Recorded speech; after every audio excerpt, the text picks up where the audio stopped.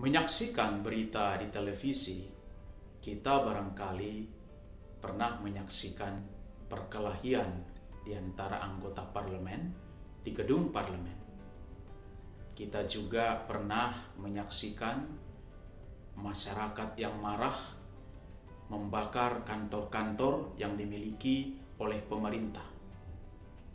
Peristiwa-peristiwa yang saya sebutkan tadi adalah contoh-contoh nyata dari konflik politik.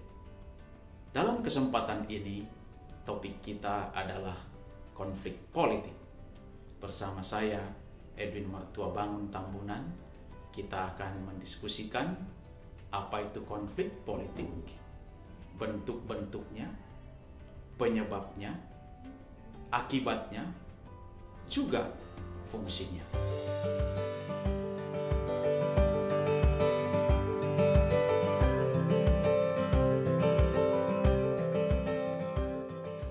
Konflik adalah salah satu bentuk hubungan.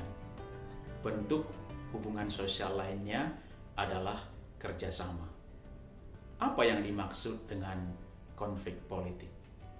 Konflik politik adalah hubungan di antara dua pelaku politik atau lebih, bisa individu atau kelompok.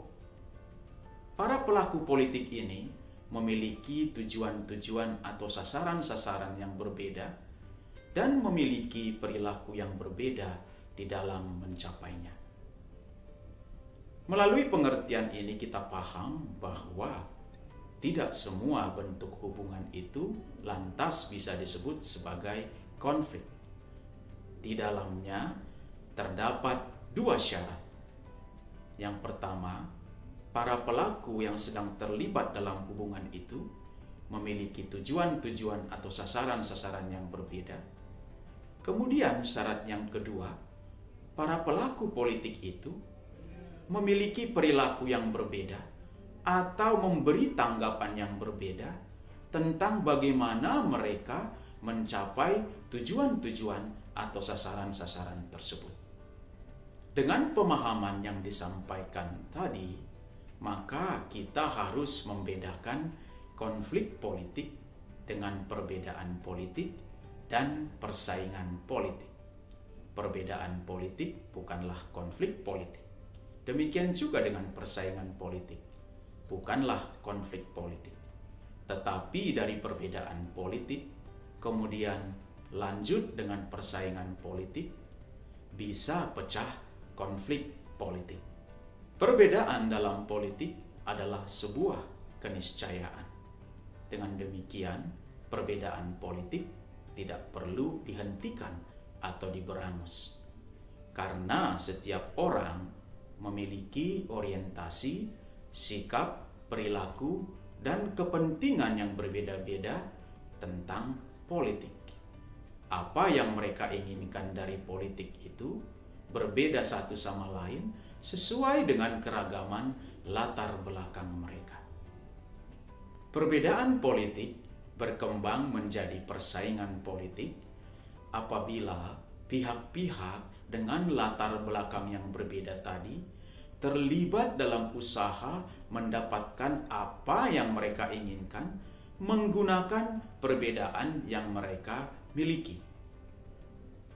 Persaingan politik bisa berakhir dengan akomodasi, di mana di dalamnya para pihak yang bersaing sepakat untuk melahirkan solusi yang bisa diterima semua pihak. Tetapi persaingan politik bisa juga berujung dengan konflik.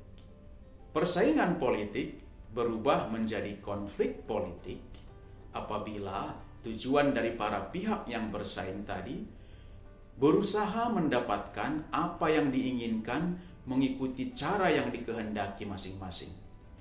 Dan di saat yang sama, mereka berusaha menguasai atau menghilangkan kesempatan lawan mendapatkan apa yang diinginkannya. Penyebab konflik politik ada beragam.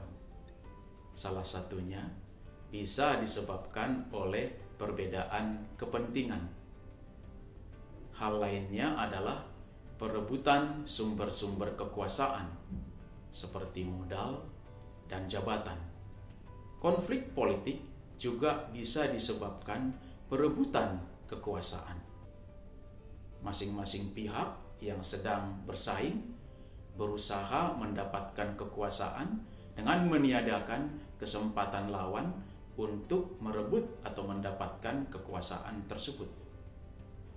Konflik politik juga bisa disebabkan karena institusi politik belum atau tidak berfungsi sama sekali.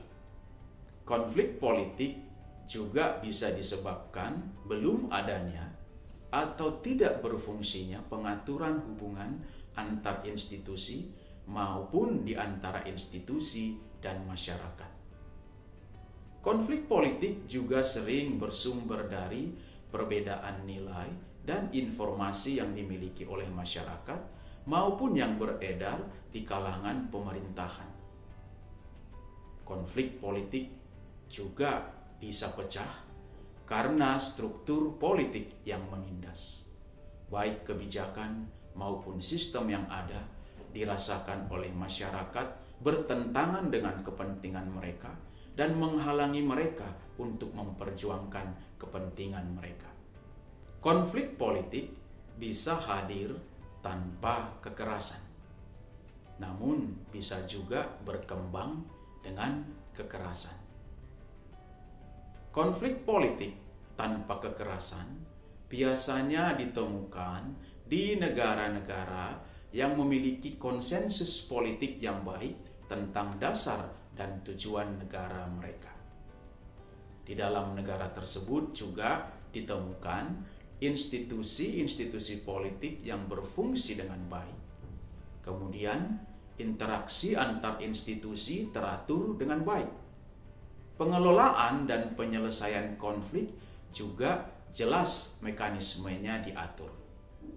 Contoh-contoh untuk konflik tanpa kekerasan adalah protes, petisi, polemik, demonstrasi, boikot, pemogokan, dan pembangkangan sipil. Selain dalam wujudnya tanpa kekerasan, konflik juga tidak bisa dipungkiri terkadang hadir dengan kekerasan. Apa yang dimaksud dengan kekerasan di sini? Yaitu konfliknya mengakibatkan kerusakan fisik maupun trauma psikologis dari pihak-pihak yang terlibat di dalamnya. Di mana kita menemukan banyak terjadi konflik semacam ini? Konflik dengan kekerasan biasanya terjadi di negara-negara yang belum memiliki konsensus yang baik tentang dasar dan tujuan negara mereka. Di samping itu, negara tersebut juga belum melembagakan secara baik mekanisme pengelolaan dan penyelesaian konflik. Contoh-contoh dari konflik dengan kekerasan ini adalah sabotase, huru-hara, teror, pembunuhan, pemberontakan, kudeta, dan revolusi. Selain dengan kriteria hadir tidaknya kekerasan di dalam konflik politik, kita juga bisa membedakan konflik politik berdasarkan kriteria berlangsungnya konflik itu. Kita mengenal konflik horizontal dan konflik vertikal. Konflik horizontal adalah konflik politik yang terjadi di antara kelompok-kelompok dalam masyarakat. Penyebabnya bisa karena kemajemukan budaya, perbedaan identitas, atau perbedaan nilai-nilai yang dimiliki oleh kelompok-kelompok dalam masyarakat. Penyebab lainnya adalah kemajemukan sosial ekonomi. Di dalam hal ini, konflik politik terjadi karena perbedaan kepentingan di dalam kelompok-kelompok masyarakat yang berbeda atau berasal dari lapisan yang berbeda. Meski konflik horizontal biasanya digunakan untuk menyebut konflik politik yang terjadi di antara kelompok-kelompok dalam masyarakat, sifat horizontal dari konflik politik juga bisa kita temukan di dalam pemerintahan, yaitu konflik-konflik politik yang terjadi di antara lembaga-lembaga penyelenggara fungsi negara. Selain secara horizontal, berdasarkan kriteria lokasi terjadinya konflik politik, kita juga mengenal konflik vertikal. Konflik vertikal ini adalah konflik politik yang terjadi di antara masyarakat dan pemerintah, atau konflik politik yang terjadi di antara pemerintah daerah dan pemerintah pusat. Kita juga bisa mengenali konflik politik berdasarkan efeknya. Kita bisa membedakan konflik positif dan konflik negatif. Apa yang dimaksud dengan konflik politik positif? Yaitu konflik politik yang tidak mengancam eksistensi sistem politik secara keseluruhan. Mengapa hal ini bisa terjadi? Karena sistem politik itu sudah memiliki mekanisme penyelesaian konflik di dalam konstitusinya. Konflik politik bisa juga bersifat negatif. Dikatakan bersifat negatif apabila konflik politik itu mengancam eksistensi sistem politik. Biasanya, konflik politik semacam ini menggunakan cara-cara non-konstitusional. Sebagian besar orang menganggap konflik itu bersifat negatif, seolah-olah tidak ada dampak positifnya. Namun, kita harus memiliki pemahaman yang tepat terhadap konflik politik. Konflik politik adalah kenyataan hidup yang tidak bisa kita hindari. Karena memang tidak bisa dihindari, maka konflik politik itu harus dihadapi. Dan dia harus dikelola dengan baik. Untuk bisa mengelolanya dengan baik, diperlukan mekanisme yang jelas tentang manajemen dan resolusi konflik. Apabila dikelola dengan baik, konflik politik bisa mendorong integrasi dan bisa mendorong stabilisasi. Konflik politik mendorong integrasi karena konflik politik bisa menjadi sumber perubahan untuk memperkuat proses integrasi yang sudah ada sebelumnya. Konflik politik mendorong stabilisasi karena ketika konflik politik terjadi, maka akan muncul ke permukaan sumber pengganggu yang bisa dideteksi secara dini di masa mendatang, sehingga ketika sumber-sumber itu muncul bisa dihilangkan, dan efeknya adalah hubungan politik di masa mendatang akan menjadi lebih stabil. Secara umum, proses terjadinya konflik politik mengikuti alur atau tahapan sebagai berikut. Konflik politik bermula dari adanya perbedaan, di mana masing-masing pihak yang terlibat di dalam konflik mengajukan tuntutan yang berbeda. Kemudian mereka berusaha mendapatkan simpati publik terhadap tuntutan mereka. Mereka berusaha memasyarakatkan tuntutan mereka. Proses memasyarakatkan tuntutan oleh para pihak yang terlibat di dalam konflik itu dikenal dengan istilah politisasi. Apabila para pihak yang menuntut tadi terus bersaing, dan kemudian di dalam persaingan itu mereka berusaha untuk meniadakan kesempatan lawan mendapatkan tuntutan yang diinginkan oleh lawan tersebut, maka konflik politik itu berlangsung di dalam tahapan yang disebut dengan konflik nirkekerasan. Ketika konflik politik ada dalam tahapan konflik nirkekerasan, maka diperlukan langkah-langkah untuk mencegah agar konflik yang bersifat nirkekerasan tadi tidak berkembang menjadi konflik dengan kekerasan. Di dalam rangka untuk mencegah konflik nirkekerasan berubah menjadi konflik dengan kekerasan, maka diperlukan langkah-langkah. Langkah-langkah tersebut bisa berbentuk penghentian, bisa berbentuk pengelolaan, atau bisa juga berbentuk penyelesaian.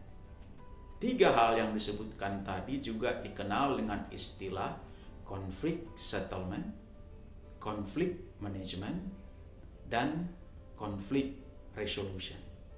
Conflict resolution atau penyelesaian konflik adalah proses yang diarahkan untuk menangani sebab-sebab konflik. Dan setelah sebab-sebab konflik itu bisa diselesaikan, diharapkan terbangun hubungan baru di antara pihak-pihak yang terlibat di dalam konflik. Mana yang paling baik dari 3 jenis cara penanganan konflik ini? Apabila kita hanya berkepentingan untuk jangka pendek, tentu saja penghentian bisa jadi akan efektif. Atau kalau kita hanya sekedar berusaha untuk menghindari kekerasan berkembang semakin meluas, maka pengelolaan konflik atau konflik manajemen akan menjadi pilihan yang tepat.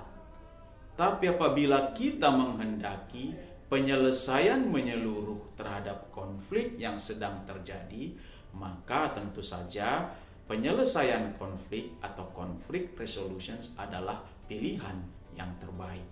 Selain memperhatikan jenis penanganan konflik, apabila kita hendak menangani konflik politik secara efektif, kita juga perlu memperhatikan sejumlah mekanisme. Apakah penanganan konflik itu akan kita laksanakan melalui proses dialog, di mana para pihak dihadirkan untuk membicarakan permasalahan yang terjadi di antara mereka dan kemudian menemukan jalan keluar atas permasalahan tersebut. Selain melalui mekanisme dialog, penanganan konflik juga bisa dilakukan melalui proses negosiasi. Di dalam proses negosiasi, di sana terjadi tawar-menawar kepentingan di antara para pihak yang terlibat di dalam konflik. Apabila para pihak tidak bisa menggelar dialog atau terlibat dalam negosiasi, maka mekanisme yang ketiga ini menjadi pilihan, yaitu melalui proses mediasi. Para pihak dimediasi oleh pihak ketiga supaya bisa menemukan solusi atas permasalahan yang mereka hadapi. Apabila di dalam prakteknya mediasi ini juga gagal atau tidak memberikan hasil seperti yang diharapkan, masih ada mekanisme lainnya, yaitu mekanisme arbitrase. Konflik politik itu dibawa kepada pihak ketiga, dan pihak ketiga ini yang akan memutuskan solusi terbaik atas masalah yang dihadapi para pihak yang terlibat di dalam konflik.